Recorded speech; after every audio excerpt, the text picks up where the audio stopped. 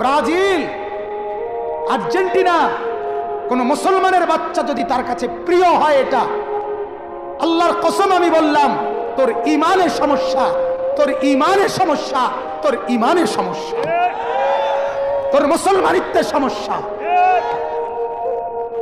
মনে রাখো যুবক, মুসলমানের বাচ্চা যদি হও, একটা ছেলেও যদি বুঝো, বেটকাইও না, ছাগলে বেটকায়, নাফরমান বেটকাইও না, অসভ্যের মতো বেটকাইও না।